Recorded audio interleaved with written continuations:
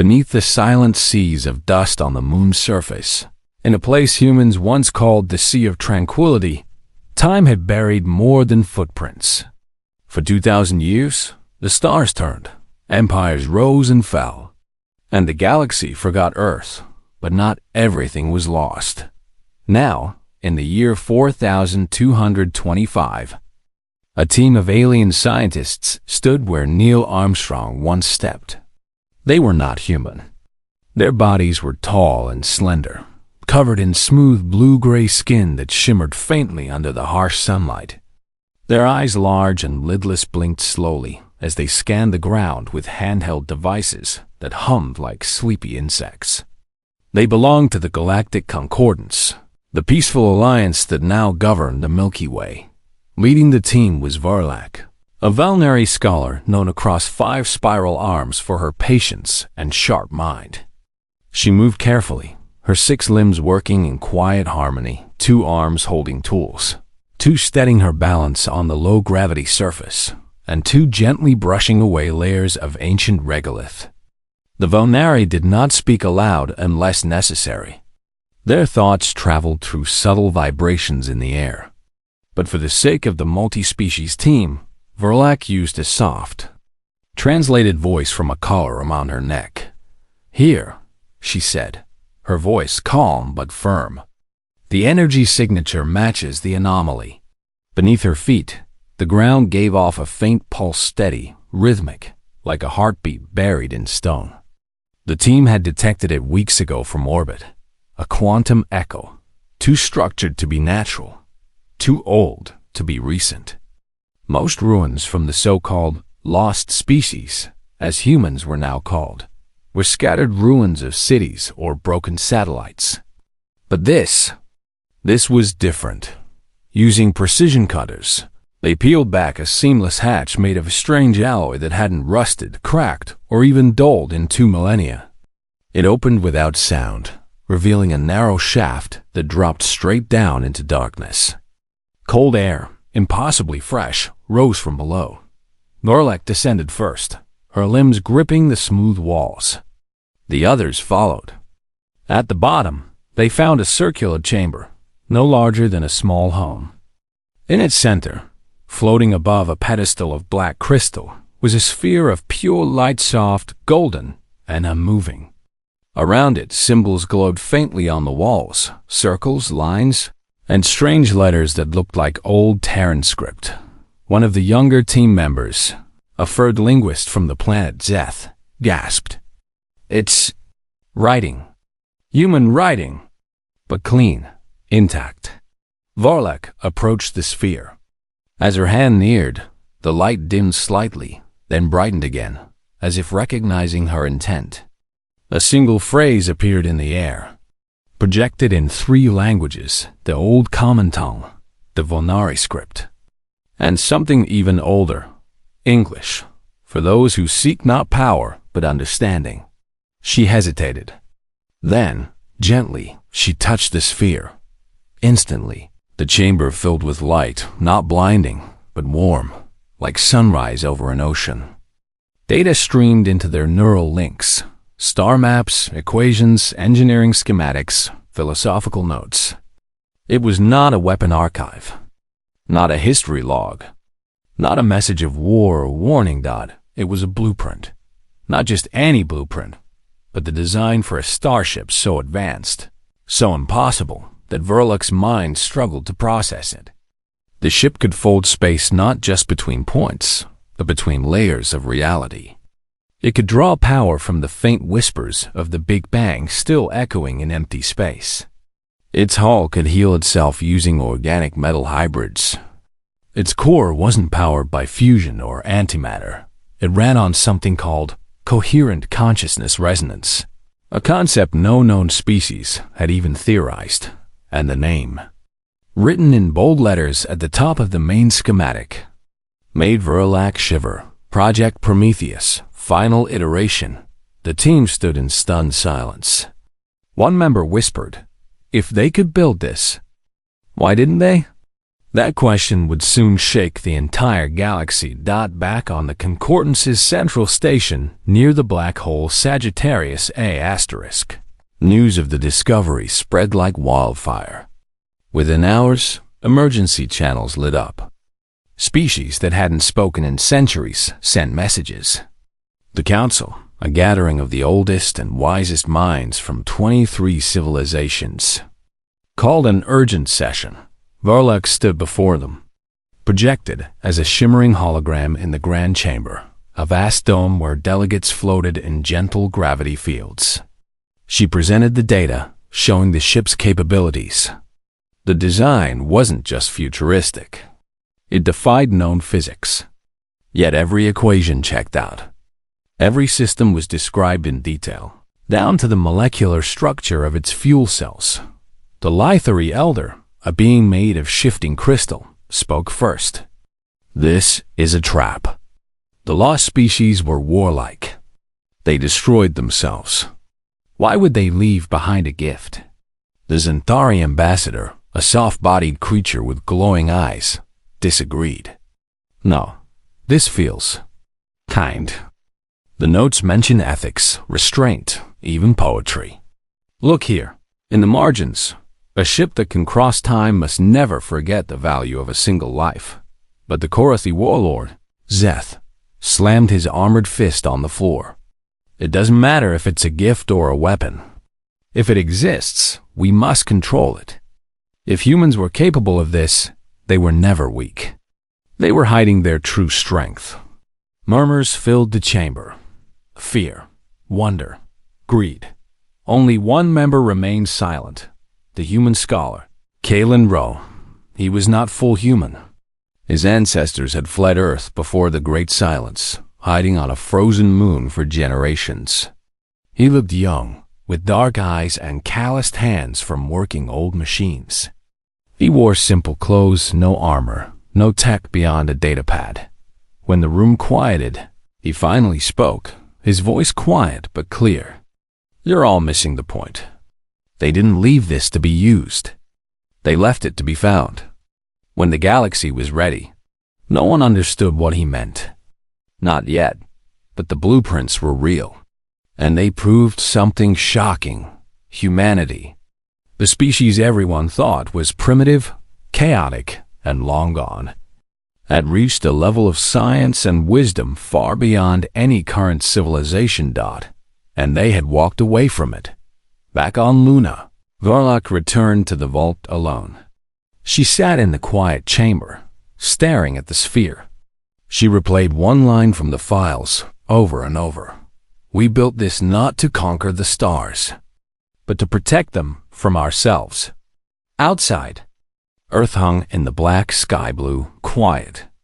Waiting. 2,000 years ago, humans vanished from the stars. Now, their greatest creation had returned.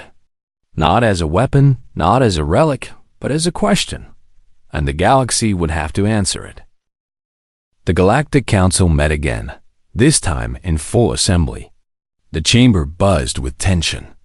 Delegates from 23 species floated in their assigned zones, eyes fixed on the central display where the human ship blueprints glowed in soft lines of light.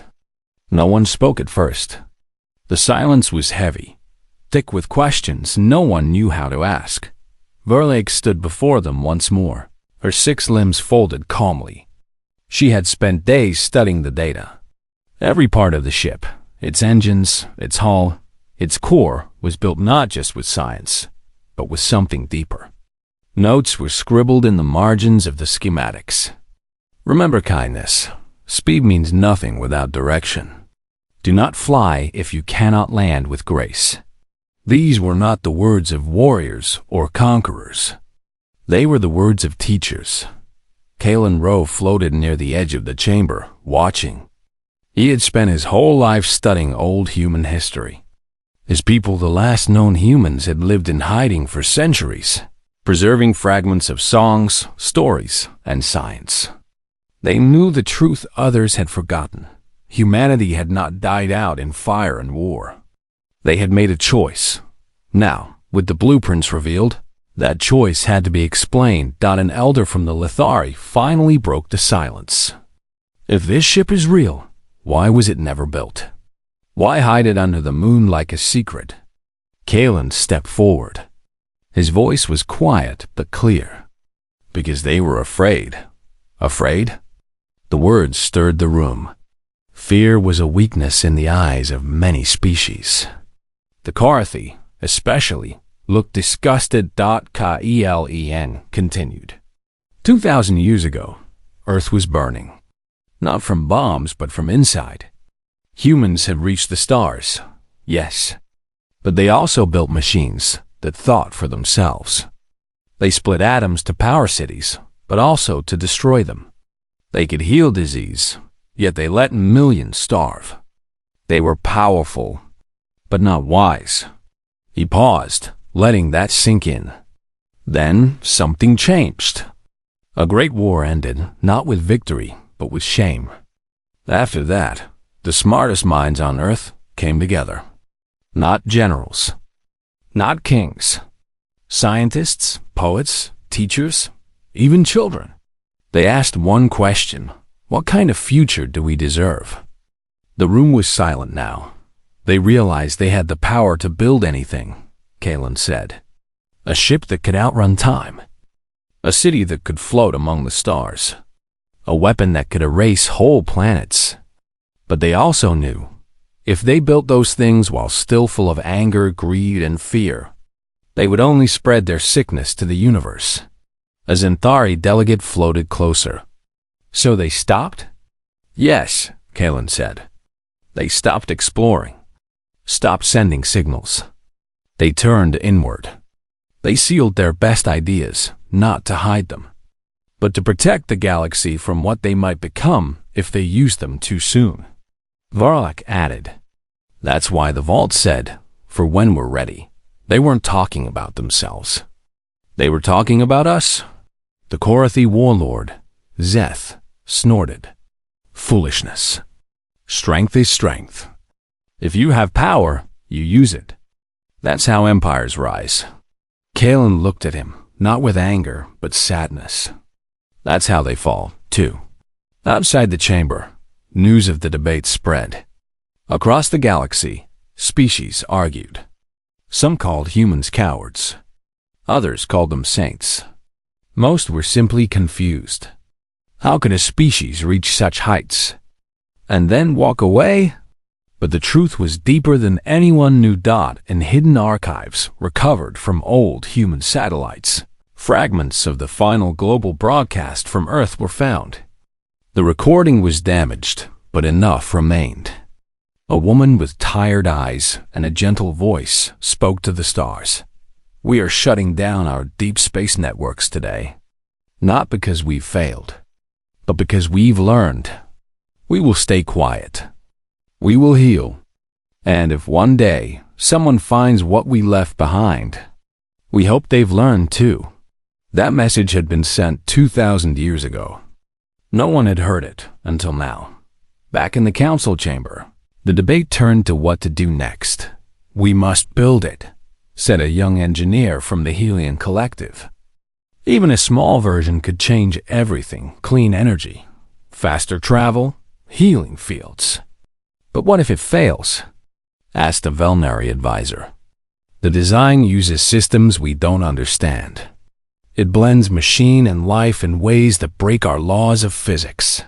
They didn't see physics as laws, Kalen said softly.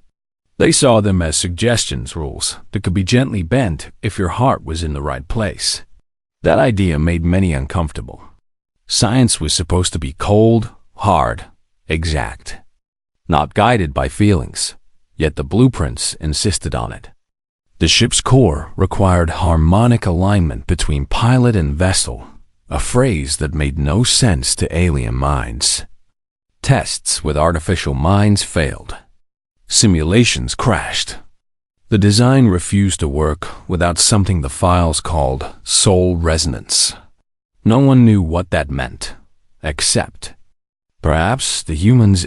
Kalen requested permission to visit Earth. The council agreed under guard. He landed in a small shuttle near the ruins of an old coastal city. The oceans had risen long ago, but the concrete bones of buildings still stood like ancient trees. He walked alone through empty streets, wind blowing through broken windows. In a half-buried library, he found a child's drawing pinned to a wall. It showed a smiling sun, a blue planet, and a ship shaped like a bird. Underneath, in shaky letters, "When we go back to the stars, we'll bring flowers." He touched the paper gently. It crumbled at the edges, but the message remained. Back at the Concordance station, Verloc made a decision. "We cannot understand this alone," she told the council. "We must try to build it. Not to control it, to learn from it." After long debate, the council agreed. A prototype would be built. Small, only 1/10 the size of the full design. Built with the best materials from all member species. And Kalen would be part of the team. Work began in a secure orbital dock near Jupiter's old moons. Engineers from 10 species worked side by side. At first, they tried to fix the human design, replacing strange organic circuits with solid metal, swapping emotion-linked controls with logic chips. The moment they powered it on, the prototype sparked, groaned, and shut down. They tried again. Same result. Frustration grew. The Korathi mocked them. "You're wasting time on fairy tales." But Kalen insisted. "You have to build it the way they wrote it. Every part. Even the parts that don't make sense." Reluctantly, they obeyed. They wove living fibers into the hull. They installed a core that pulsed like a heart. They left blank spaces in the control panel for intuition. The note said, "On the 10th attempt, something changed. When power flowed through the ship, it didn't just hum, it sang." A low, warm tone filled the dock.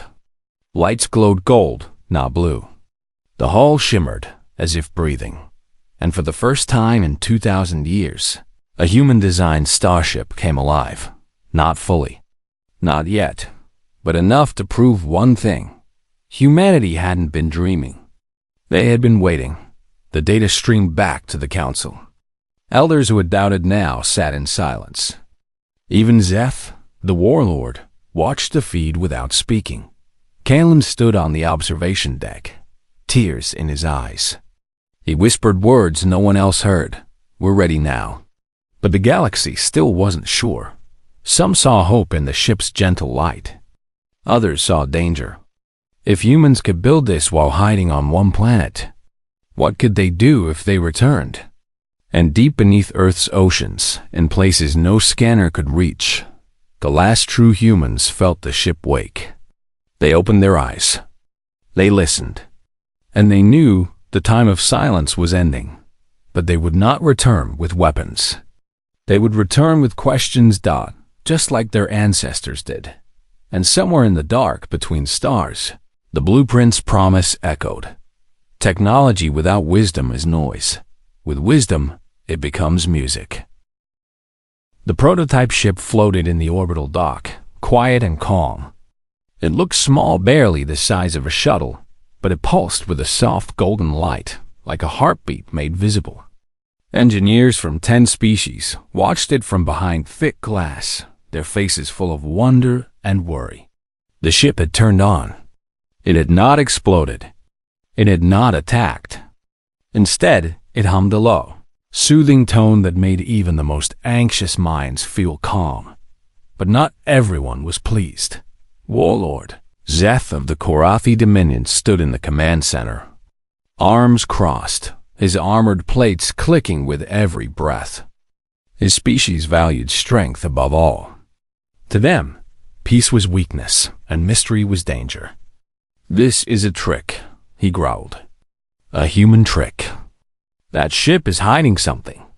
Volok, standing nearby, did not argue. She simply said, "Then let us learn what it hides." Kalen Rowe floated closer to the dock window, his eyes fixed on the ship. He could feel it not with his body, but in his chest, like a memory he had never lived. The design wasn't just metal and wire. It was alive in a way no one had expected. Not alive like an animal, but like a friend waiting to speak. The Concordant scientists ran test after test. They sent drones inside. The ship accepted them. They tried to link its systems to standard navigation. The ship refused gently. Screens would go dark, then light up again with simple symbols. A hand, a tree, a star.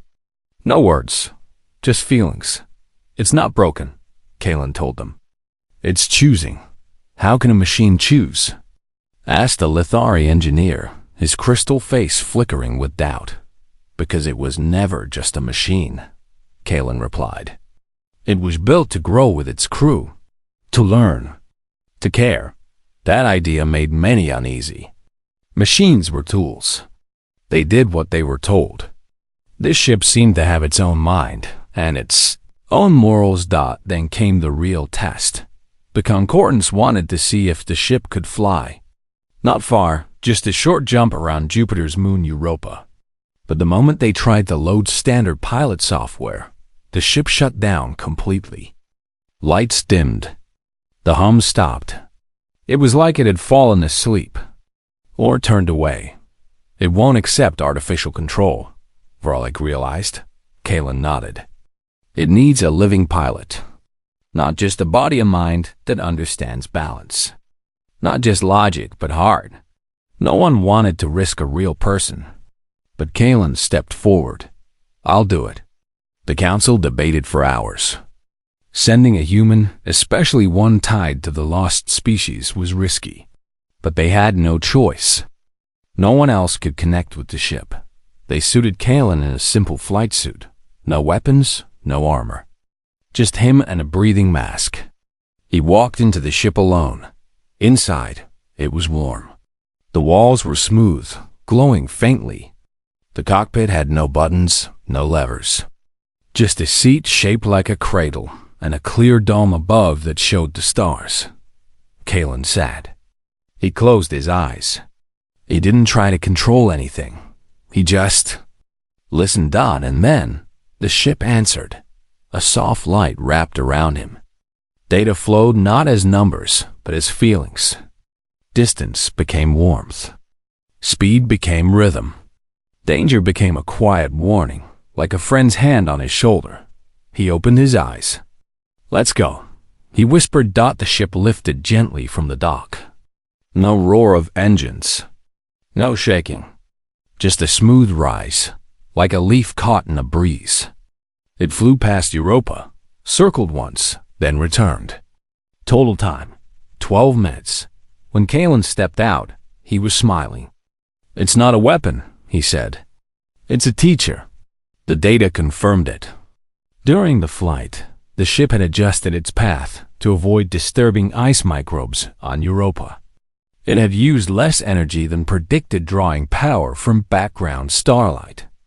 And it had recorded everything, not for war, but for study. The council was stunned, but Zeth was furious. This proves nothing, he barked. A clever puppet show. But what if we need power? What if an enemy attacks? Will this teacher fight? Or will it sing songs while our worlds burn? His words found ears. Fear spread. Some species began to whisper. Maybe the humans hid this tech because it was too dangerous. Maybe they knew no one could handle it without turning it into a weapon. Then, the Korathi made their move. Under the cover of routine fleet rotations, 3 Korathi warships dropped out of warp near the orbital dock. They powered up their cannons. Their message was short. Hand over the prototype, now. Alarms blared. Concordant security ships moved to intercept, but they were outgunned. The Korathi had the strongest navy in the galaxy. Verloc called for calm. Kalen pleaded for peace. But Zeth would not wait. Inside the dock, the prototype ship reacted. It hadn't been told to do anything. No orders, no pilots. But as the Korathi weapons charged, the ship glowed brighter. A low tone filled the air, not loud, but deep, like thunder felt in the bones. Then, something strange happened. On the Corothy ships, every weapon system failed. Not from damage, not from hacking. The targeting computers showed blank screens. The firing controls froze. And the crews, they stopped shouting orders. Instead, they stood still. Some dropped to their knees. Others began to cry. Back on the command deck, Szeth roared, "What is this? Sabotage?" But his own hands trembled. In his mind, a memory he had buried long ago returned his daughter's face, lost in a war he had started. He saw her smile, heard her laugh, felt the weight of her small hand in his. He couldn't move. Not from fear, but from grief. The prototype ship hadn't fired a shot. It hadn't shielded itself. It had done something far more powerful. It had reminded them of what they had forgotten. The effect lasted only minutes. But it was enough. The Corothy ships powered down. Szeth ordered a retreat, his voice quiet. He didn't understand what had happened, but he knew he had been changed. Back in the dock, scientists rushed to study the event. Scans showed the ship had emitted a low-frequency resonance wave, not sound, not energy, but something new. A wave that didn't affect machines, but minds. It didn't erase thoughts. It simply cleared the noise. Let truth rise to the surface. It didn't attack them, Kalen said, watching the Corothy fleet vanish into warp. It showed them themselves. Varlock looked at the ship, then at Kalen. This is not technology as we know it. This is compassion made real. Word of the event spread fast. Some called it a miracle. Others called it mind control dangerous and unnatural. Protests formed. Demands were made. Some wanted the ship destroyed. Others wanted it copied, used, sold. But the council held firm. This ship is not a tool, declared the Zentari elder. It is a mirror. And not all are ready to look into it. Kalen knew the real test was coming. The prototype had proven what it could do. Now, the galaxy had to decide what it would do with that knowledge. Would they build more ships like this to heal, to guide, to learn? Or would they try to turn it into a weapon and fail, as humanity once feared they would? Deep below Earth's oceans, in a hidden dome lit by soft blue light, Alira Voss watched the newsfeed.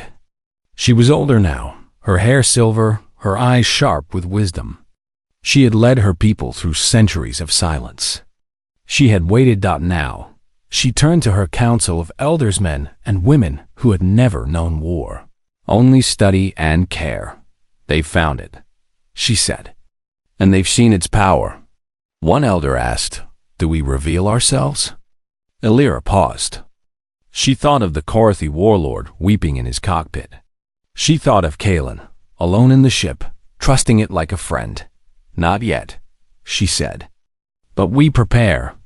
The galaxy is not ready for us. But it might be ready for our message."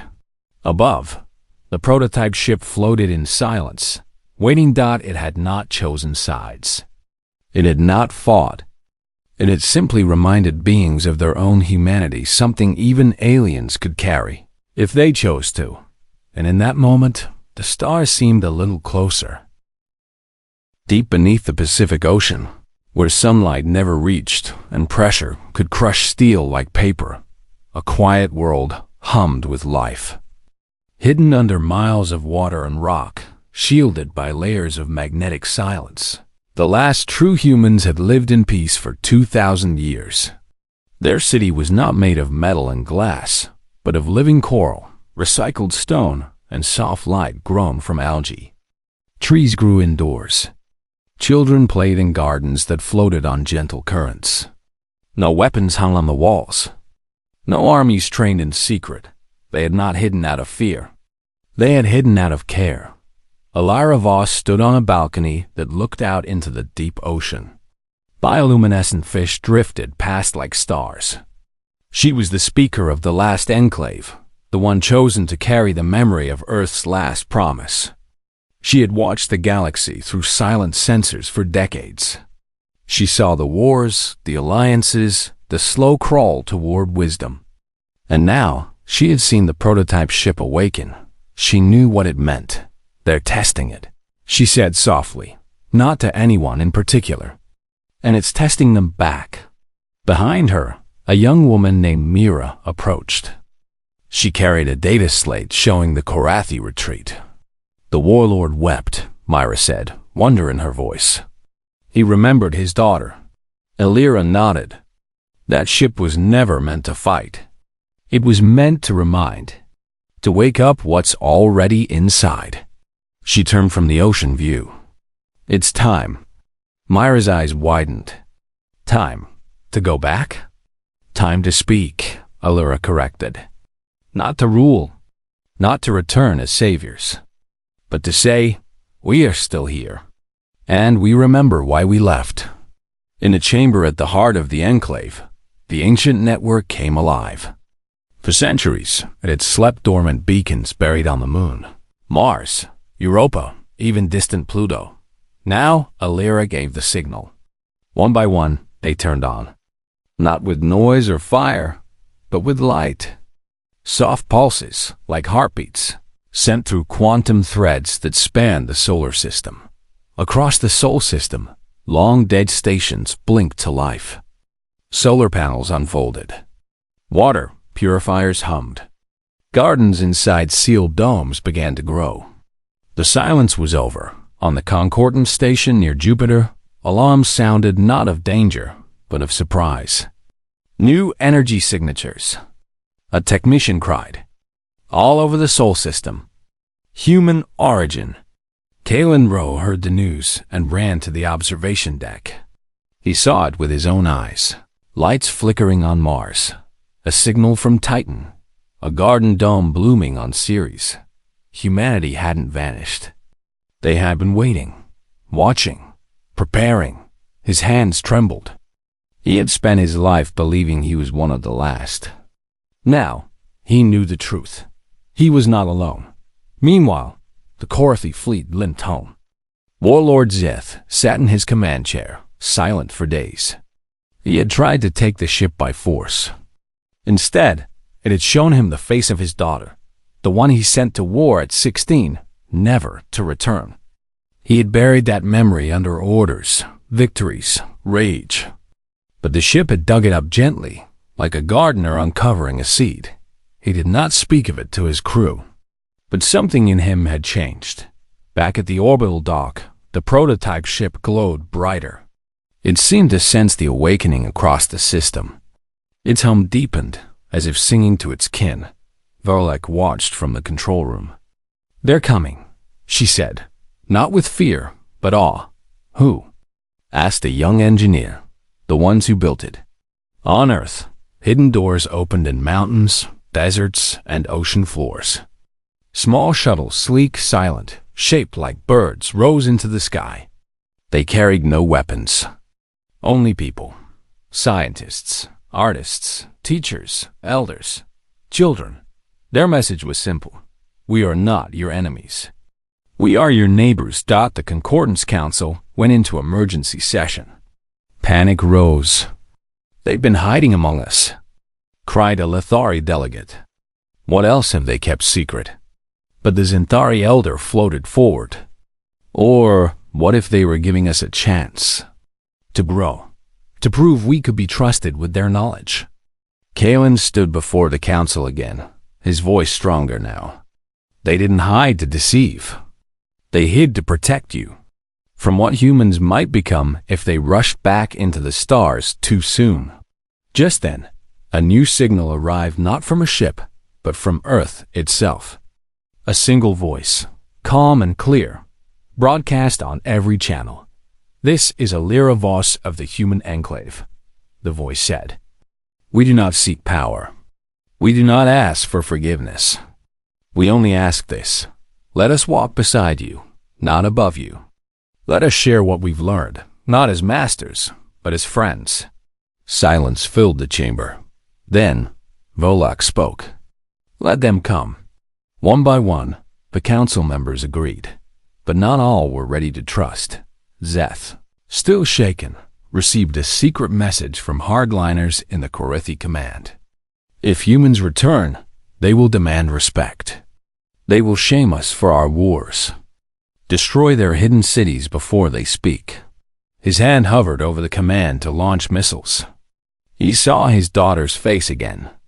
He thought of the ship's hum, so soft, so sad, so kind. He closed his eyes and canceled the order. No more silence, he muttered. And no more war. Back on Earth, Alira stepped onto a grassy hill under a clear night sky. She hadn't felt real wind in decades. She looked up at the stars and saw ships descending. Not concordant ships. Not Corythi. Human ships, returning home after centuries. Tears filled her eyes. In the orbital dock. The prototype ship pulsed in rhythm with the others. As if greeting its family, Kalen watched them land on Earth's surface. Gentle, graceful, full of hope. He knew the hard part was just beginning. Trust would take time. Mistakes would be made. Old fears would rise. But for the first time in 2,000 years, humanity was no longer a myth. They were real, and they carried not weapons, but seeds of peace, of wisdom, of second chances. As dawn broke over the Pacific, Alira raised her hand, not in salute, but in greeting. And across the galaxy, species that once thought humans were gone forever whispered the same words. They're back. Not with fire, not with noise, but with open hands and quiet hearts. The air above Earth was full of ships, not warships, but vessels of every shape and size from across the galaxy. They floated in peaceful formation, their lights soft against the morning sky. Below, on a wide green field near the old ruins of Geneva, delegates from the Galactic Concordance gathered. They came not in armor, but in simple robes. Not with weapons, but with gifts, seeds from alien worlds. Songs recorded in crystal, maps of stars humans had never seen. At the center of the gathering stood Alira Voss. Her silver hair caught the sunlight. She wore no crown, no badge of rank, just a plain blue tunic woven from ocean fibers. Beside her stood Kalen Ro, Verlek, and even Warlord Zeth, who had come alone, without guards, without pride. This was not a surrender, not a celebration. It was a beginning. The council had met for 7 days after humanity's return. Fear had flared at first.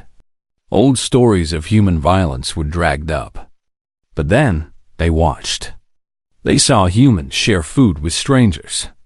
They saw them repair broken concordance drones with gentle hands. They saw children from Earth teaching alien kids how to plant trees. And they saw the prototype ship still humming its quiet song, still refusing to be used for harm. Now, on this clear spring day, the Concordance made a choice. Verloc stepped forward, her 6 limbs moving with grace. She spoke not as a Volnari, but as a voice for all. For 2,000 years we believed the lost species had fallen. But you did not fall. You waited. You watched. You hoped. She turned to Alira. We were not ready for your gift. But you did not punish us for that. You trusted us to grow. Alira nodded. Because we once made the same mistakes. We built wonders and used them to hurt. We learned the hard way that power without wisdom is just noise. A Zinthari elder floated near, their soft body glowing faintly. Then teach us. Not as rulers, as partners. And so they did. From that day, the Odyssey Initiative was born. It was not a government, not an army. It was a promise. Any species that wished to learn from human knowledge, ship design, healing arts, even old Earth music, had to first prove they valued life over control. They had to show care for their own people, for their world, and for others. The blueprints for the great ship, the Odyssey class, were not locked away. They were shared, but with conditions. No species could build one alone. They had to work together. A Karthi engineer might design the frame. A Zentari poet might program its core. A human elder might guide its purpose. The ship would only fly when all hearts agreed to test this. The first full Odyssey-class vessel was built not by one species, but by many. On a quiet ringworld near Neptune, hands of every kind worked side by side. Metal was shaped, living circuits were woven, and songs were sung into its walls, songs of loss, of hope, of home. When it was done, it looked nothing like a warship. It looked like a seed, or a shell, or a hand reaching upward. Its first mission was simple: go to the edge of known space and find worlds that had fallen silent. Not to conquer, not to claim, but to listen, to offer help if wanted, to leave if not. Alira chose the crew herself. Not warriors, not politicians. A botanist from Mars, a young Kareti who had never fired a weapon, a Valnari musician, and Kalen Rowe as guide. Before they left, the Concordance held a ceremony, not with speeches, but with silence. 1 minute of quiet for every 100 years humanity had been gone.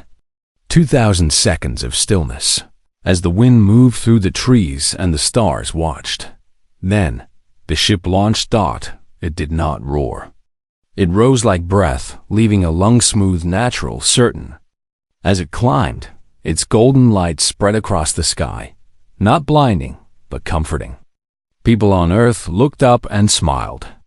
Aliens on orbiting stations felt something stir in their chests, a feeling they could not name, but knew was good. Far above, near the black heart of the galaxy, the oldest Concordance elder watched from his quiet chamber. He was so old, his body was little more than light and memory. He had seen empires rise and vanish like sparks. He had thought wisdom was rare, maybe impossible. Now, he whispered words that would soon travel across 1,000,000 worlds. Humanity didn't leave the stars. They were waiting for the stars to be ready. Back on Earth, children ran through fields where cities once stood. They picked flowers and asked questions. Why did humans hide so long? One asked Alira. Because we love the universe too much to break it, she answered. And now? Now we walk with it, she said, hand in hand. The Odyssey ship reached the edge of the galaxy within days. There, it found a world wrapped in ice, its people huddled in caves, forgotten by time. The ship did not land with force. It sent a single drone, shaped like a bird, carrying seeds, medicine, and a message. You are not alone. The ice people wept. They had thought the stars were empty. The ship stayed for weeks, teaching, healing, listening. Then it moved on to another world, another silence, another chance. It would never return home. Not because it couldn't, but because its home was now everywhere it brought hope. On Earth, the human enclaves opened fully. Schools were built that taught not just human history, but galactic unity. Gardens grew food for all. Old ruins were not torn down, they were honored, as reminders of what not to repeat. Eth, once a warlord, now walked barefoot through a bamboo grove, learning to meditate. He still carried scars, but his eyes were softer. He often visited the orbital dock to sit near the prototype ship. He never spoke to it, but sometimes it hummed a tune his daughter used to sing. Verlic returned to her people, not with weapons or secrets, but with stories. She told them of human kindness, human error, human courage.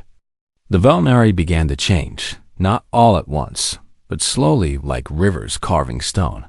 Kalen, after his journey on the Odyssey, came back to Earth. He did not seek fame. He opened a small school near the sea, where human and alien children learned together. His favorite lesson was simple. The strongest thing in the universe isn't fire or speed or even time.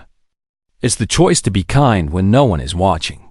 And so, the galaxy changed. Not with a bang, not with a law, but with 1,000 quiet choices, each one echoing the same truth. Humanity had not returned to rule. They had returned to remind, and in doing so, they helped the stars remember how to shine.